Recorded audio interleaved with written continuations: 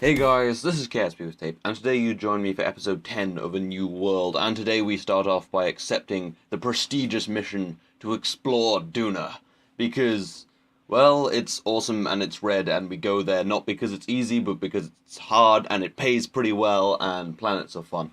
And it's pretty close by. But anyway, we're not heading to Duna right now, we've got things to do back in our system. So Jeb is once again heading towards the moon on his big Python 2 vehicle. Hopefully this will all just be fine because it's a very expensive vehicle, but we're doing a lot of missions with this mission. However, a little bit into the mission when upon separation of the boosters, this happened, and then I was a little bit screwed. I probably could have carried on into orbit, but then kind of pointlessly, so I decided to use the second stage to try and land near the space center and get all my money back, and hope that those things don't fall to destroy my beautiful launch pad and VAB and things, because I don't have the money to fix them because this is hard mode, so I barely have any money, and I'm saving up for a new R&D center. But anyway, I will speed through the descent because it did take a little while because I was already going vertically and I had to change my direction and things. But yeah, this mission was going to go and clean up some of the kind of what is it, the visual surveys things where I have to take EVAs, and there's another mission to get science data from around the moon, so all of that would have been nice. But anyway, we're just going to try and land on land, because as we all know, water is death. It's not, well, yeah, well, like I've said before, water's better for landing slowly and with something not too tall, but land is more is just safer for really, really unsafe landings because of the way the physics engine works. I'd like them to improve the oceans for 1.0, just how the water works. I think that'd be nice. But anyway, into 1 times time accelerator, we touch down absolutely perfect. No, we lose the stage, but the lander's fine, and most importantly, Jebediah is fine. We don't want to be losing Kerbals. That costs money, that costs reputation, and most importantly, it costs a Jebediah Kerman, and we need Jebediah Kerman because he is the ultimate badass, basically. Um, but anyway, let's see how much money we got back. Probably not too much. Oh yeah, actually that's not bad. 7 grand. Well, that's an expensive lander. But anyway, let's try that again. Jeb is a little bit traumatized, so he's taken the day off, and Ronnie Kerman is now piloting Capolo 6, I think this is. Oh no, should be Capolo 7, but I must have misnamed it Capolo 6, because Capolo 6 just crashed, basically, is what you saw. This is actually Capolo 7, but who cares? Anyway, Ronnie's looking rather scared, considering this is the same rocket, although the obvious change, which you may not have even seen because it was sped up, was putting Separatrons on the boosters, so they just fall away a little faster and a little further from the main stage, which is good. But yeah, we're heading to the moon. We're gonna go get some EVA reports, which is nice because the mission is to get, like, I think 3 EVA reports from around the moon, which are all pretty close to each other, which is nice. It gives me time to spend a little time on the moon. Usually I'm just because I've been there so much. Usually I get there, I'm like, might as well just go now. But it's nice to spend a little time there. I think in future though, I'll probably bring a buggy because walking around looking for those reports does take a while, as you will see. But anyway, it's time to push ourselves into orbit with our second stage. This rocket is insanely capable. It's overbuilt, so I'm probably gonna refine it. But I do quite like it as just a very powerful rocket that which can get a lot of payload into orbit, because we've got a lot of heavy payloads going to orbit today. Obviously, this lander and something later bound for something not in the Kerbin system, which you may be able to guess from the mission we took on earlier, but still. Yeah, I'm going to try and visit quite a few planets in this series, but obviously, focusing on Joule and Lathe, um, because, well, the whole point is that I'm going to colonize Lathe, sort of thing. So yeah, hopefully I'll be heading out there relatively soon, but I just need to get better technology. And there we go, a solar eclipse. Very common in the Kerbal system because we orbit equatorially around the sun, and we have an equatorially orbiting moon. So yeah, a little more common than on Earth where everything's all at weird angles. But anyway, it looks like we've completed our burn. I don't know why I have a cough.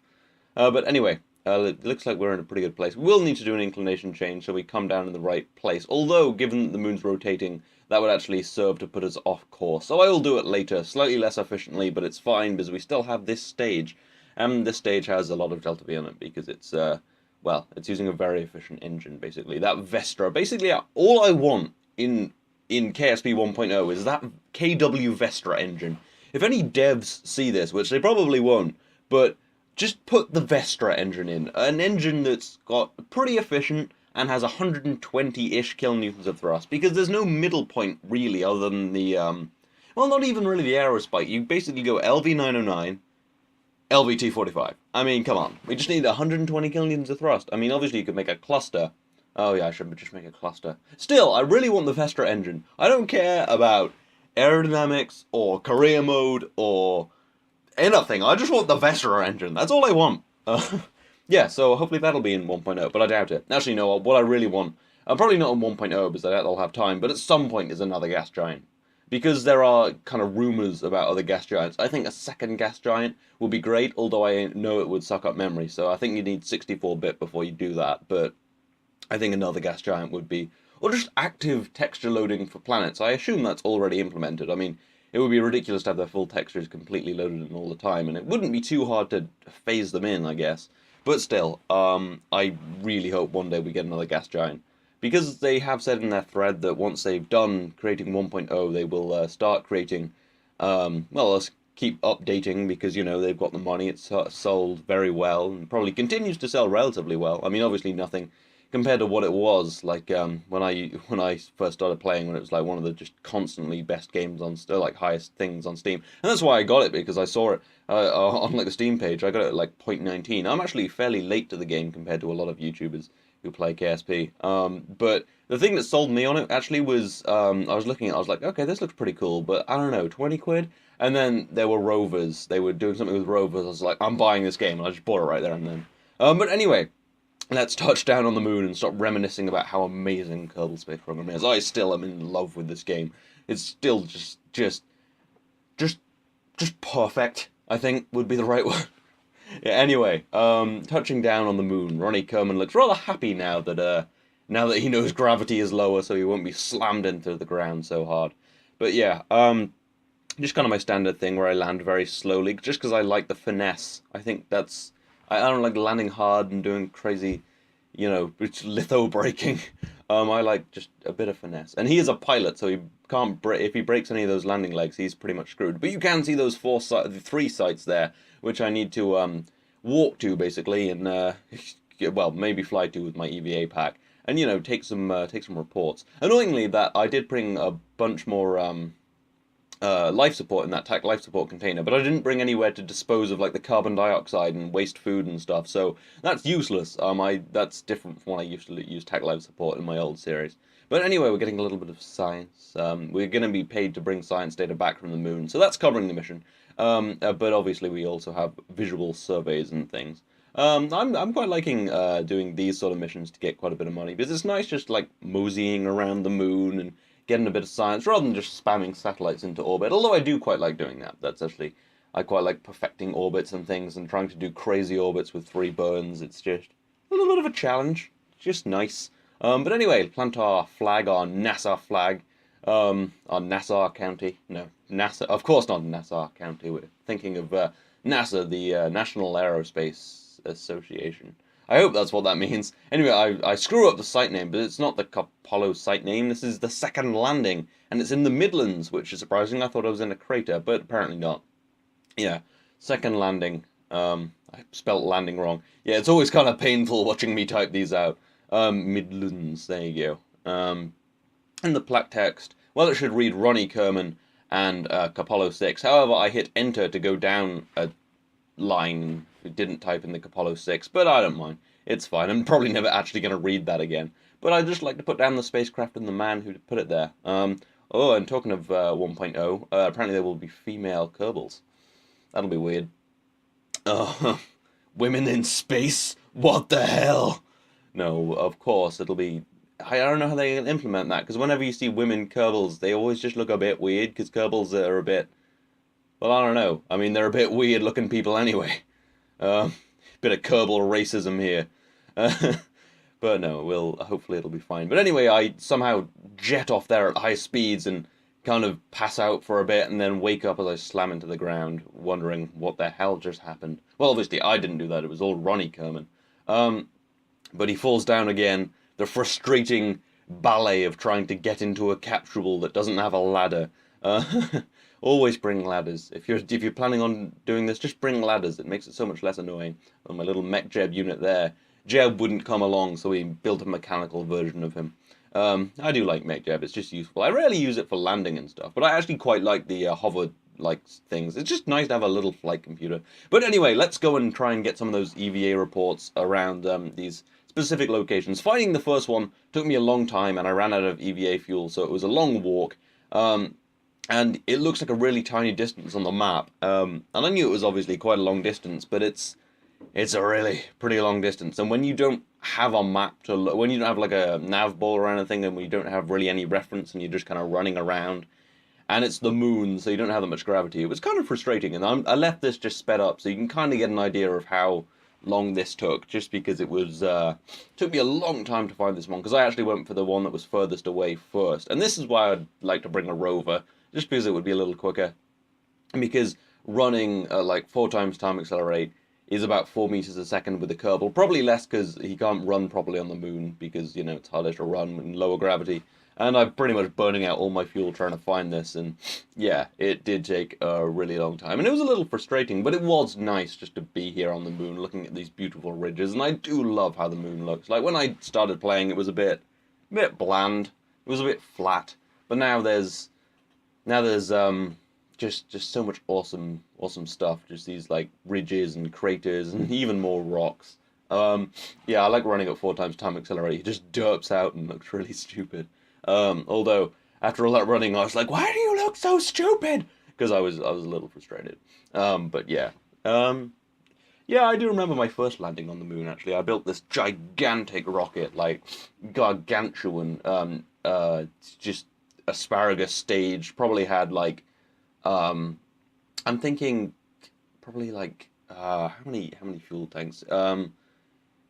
It's like one of those massive, you know, like asparagus stage things with like 7 stages, and then an upper stage, and then an inner atmosphere stage, and it landed this tiny little one of those tiny little rovers you build on the moon. It was just gigantic. It was like, well, I had no idea how to be efficient. I'd never done it before, so I just built something massive, and it worked. And I put a rover down, and it was a lot of fun. And then I just refined that till I got here today. No, I kind of just figured out how to KSP at some point. But anyway, I actually probably figured it out from Harv, because I remember he built this really tiny rocket to put something in orbit using like, and that's funny because he always builds crazy big rockets, or used to when he still played. But anyway, yeah, we got the report. After a lot of running, that took me a while and was a little annoying, but we got the report, and now we've got the money, so it's all worth it. We'll buy him I don't know, better shoes for running. But anyway, let's fly back, and I will just, I'll just speed through the rest of this, because, you know, it took a little while. These next ones were much quicker to find, because I knew what I was doing a little more. So yeah, we'll just fly back, put it all in the, put all our data in the capsule, and then just fly to these other 2 locations, which are a little closer. They have a better reference point, because they're like next to craters and things, and I'm just, well, I'll have more fuel, it'll just be slightly easier, and I'll know what I'm doing. And we'll have a little bit more 16 times time accelerate running while he derps out like a mental. But there we go. Our second landing flag, our beautiful spacecraft. I am very much looking forward to getting back to my bigger spacecraft with, you know, 3-man pods and things, and bringing rovers places. It's just a lot of fun. But anyway, let's fly to this next one. Just over this ridge next to another crater. Yeah, it's a pretty cratered moon these days. Must have just been smashed by asteroids. But yeah, much like our moon. Although I can't really think. Is our moon like quite this cratered? I don't think. But probably. I mean, I think it's very cratered on the dark side as well, because it's not protected by Earth. Because if you think about asteroids coming in to hit the moon, I mean, at least some of them are going to hit the Earth, not the moon. So. But on the other side, on the dark side, which is always pointed out towards deep space, that's going to be pretty wrecked. So yeah. But anyway, it looks like we just need to fly over here. Oh no, we got the report. I was talking, just completely missed that. But we got that report as well. Now we've just got one more to get, and that'll be a very profitable mission. And a good bit of science, because they give you science for each of them. Because you get like 10 grand per report, and then you get like a lot of money when you actually do it. And you get an advance, which is nice. Yeah, these are very profitable missions. Um, so yeah, this one I was very proud of. I just did like one flight, just like threw myself out, landed in the exact same location as you'll see in a second, and just kind of grabbed the report, and it was all very fluid. And I wish I could have done that the first time when I was going crazy running around the moon. But yeah, there we go, right in the right place, perfect. Perfect like me. But yeah, those are two things. We got I've forgotten the amount of money we got, and I probably should have slowed it down there, but yeah, I think it was probably about 100 grand. So that's pretty good. We're on our way to getting a new R&D center, which is like 100. No, not 100 grand. It's like $1 million or a million Kerbal units, a million credits, a million funds. That's what it is. Um, I didn't know what that big target marker was. Oh, and then I try and take off, and the autopilot still has me pointed at a at retrograde, and it flips me around, and I was like, what? And I was almost died on the moon because of my autopilot. Yeah, always check your autopilot's not pointing retrograde when you try and take off, or that will happen. I shouldn't have sped through that. God damn it me. But still. Anyway, we'll just get back to Kerbin now. This has been a pretty crazy mission. I mean, we lost that first rocket, and then we almost like smashed into the moon. But anyway, looks like we've got ourselves going home. A pretty big burn because I'm on a pretty hefty inclination. But this vehicle does have a lot of fuel, but not a huge amount of life support left. Well, it has a load of life support, just nowhere to dump the waste. So yeah, we want to get back soon before we're poisoned by carbon dioxide, um, which is not good. So yeah, I'm gonna try and figure out the life support thing a little better for next time, especially if I'm heading out to Minmus. Oh god, I almost just headed out to Minmus without even thinking. Wow, I've really got to make sure I put life support on it before then. But anyway, we'll fall back to that beautiful bluey green marble covered in beautiful clouds. I'm really hoping that this mod that I'm using for the clouds is the one that adds clouds to Duna. I love Duna clouds just because they're so kind of light and and Eve clouds. They're not as nice as the environmental visual enhancements. Oh no, that's what this is. What am I thinking of? Better atmospheres. That's the one that makes it look really realistic and just really just spacey, where it's not, we can't make out all the detail on like Kerbin and stuff. It's just really nice, but it's such a memory, like just like takes all the memory and just crashes the game a lot. But anyway, now we're touching down, and I thought we were going to land in that lake, which would have been great. Like we're heading for land, and we get the only bit of water in like 300 miles or something. But anyway, touching ourselves, not touching ourselves, just touching down. I was going to say touching ourselves down then, but that sounded really weird. Anyway, we'll recover that and just get even more money from this other mission, as you can see there. Pretty good. But anyway, it's Duna time. Yeah, the title will have probably been something like heading out to Duna, and you have to wait 18 minutes to see it. But yeah, that's it's called clickbait. Anyway, so let's head to orbit. And I forgot to put the Sapatrons on that rocket again, but it was fine. So it didn't explode. It was just unlucky last time, and now we're heading up to space, and this will be our first deep space mission. I would have liked our first deep space mission just to be going into a heliocentric orbit, or solar orbit. Well, it's not the sun, is it? So it wouldn't be heliocentric, or would it be heliocentric? What is that based on? Anyway, enough of me just randomly thinking about words. Yeah, there was no funding for that. Basically, they were like, "You're going to Duna, or it's nothing else, man. You just go to Duna." And so I'm heading to Duna. And I would have liked to go to Joule, actually. You can see it's on my alarm clock, but there was no funding for it. I'm probably going to do some philanthropic Joule missions. Wow, that was a fun little tongue flick there. But yeah, I'm probably going to do some philanthropic missions to Joule, because obviously they're not going to fund everything. But I would like to be paid for a few of them, because I'm, a little strapped for cash right now. But as we, move through, I'm getting, money's not such a problem anymore. But still, I mean, I've still got to pay for, the new R&D center. But anyway, I actually have my encounter. I skipped through it because it took me a long time, and I had to warp forward like, I think like 2 weeks or something. Because I'm not going crazy about the whole doing the launch every week sort of thing. So yeah, I just warped forward a couple of weeks, and now I'm in a pretty good position to go to Duna, and it's a really minimal burn. I was very impressed with this encounter, actually, even for me. Even for me. God, I'm arrogant. No, I didn't mean to be arrogant there. But usually I get like pretty good encounters. But this one was like really nice. It just like the apoapse was at the orbit of Duna, so I didn't overburn, and it's only going to take 70 days to get out there, and it was pretty low delta V. I was very happy, and I was also very impressed at this launch vehicle. It did a very good job. The second stage got me almost all the way to Duna. I mean, if I hadn't actually brought this transfer stage, it would have got me the whole way to Duna. So you know. But anyway, now I'm just going to add the alarm clock for my encounter and point this north so those solar panels are always pointing towards the sun. And then I'm going to say, this has been Care Speed with Tape. I will see you next time.